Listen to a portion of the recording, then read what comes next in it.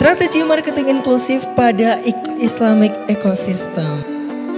Biar by DSI semua jadi lebih mudah. Kita sambut dengan meriah Bapak Roni Irawan dari Bank Syariah Indonesia.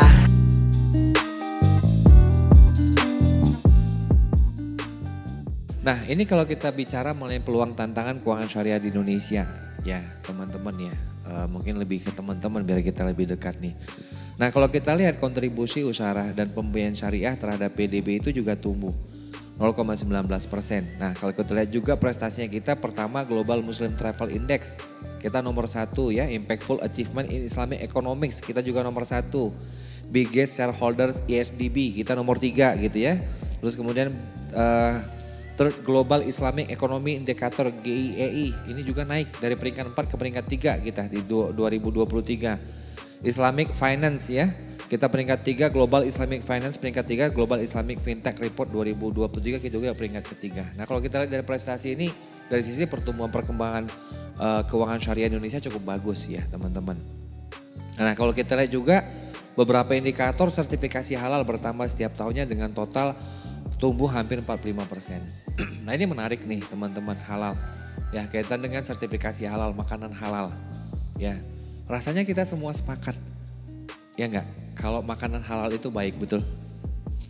Betul ya? Makanan halal itu pasti baik. Pasti sehat. Betul ya? Makanan yang baik belum tentu halal, belum tentu sehat. Betul ya? Tapi makanan halal pasti baik, pasti sehat.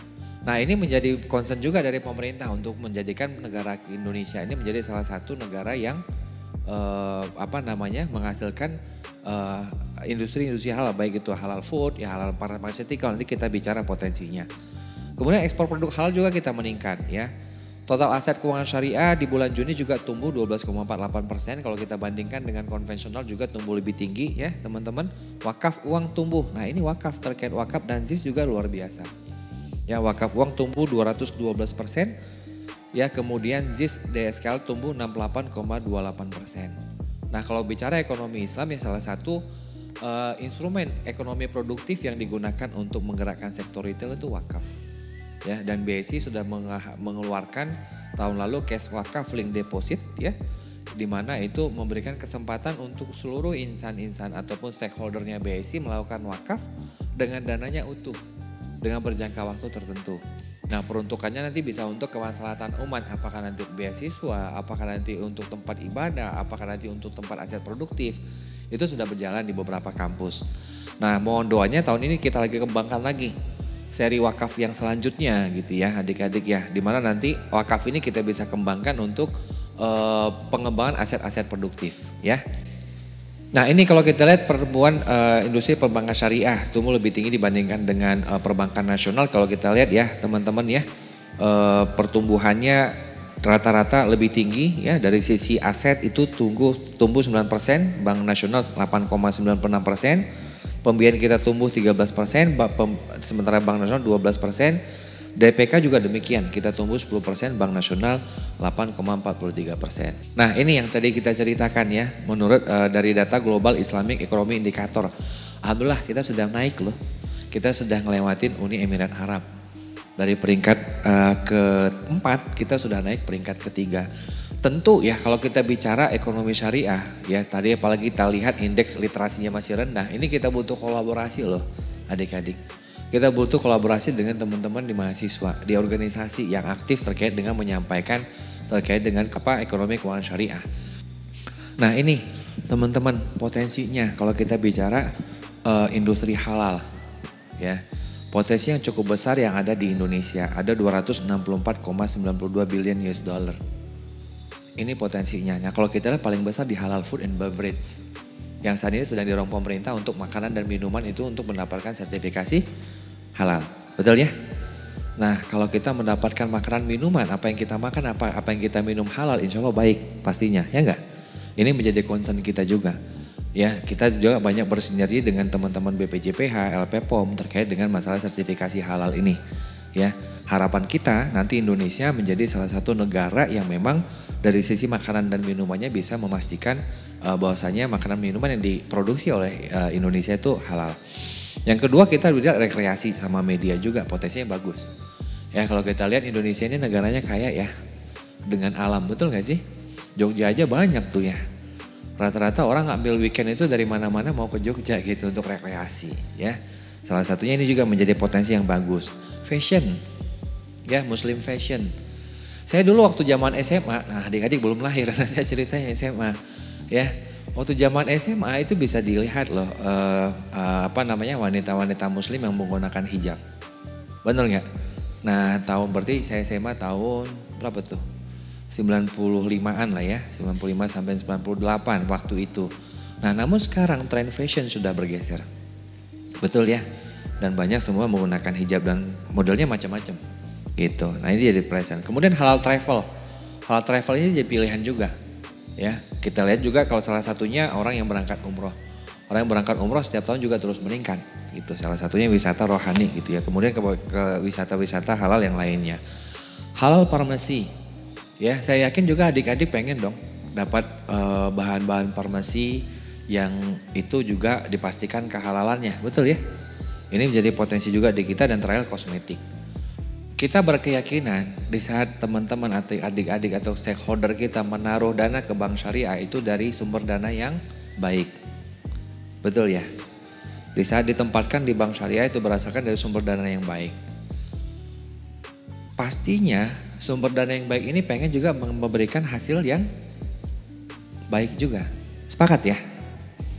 Dari dana yang ditempatkan, dana dari sumber yang baik ingin mendapatkan hasil yang baik.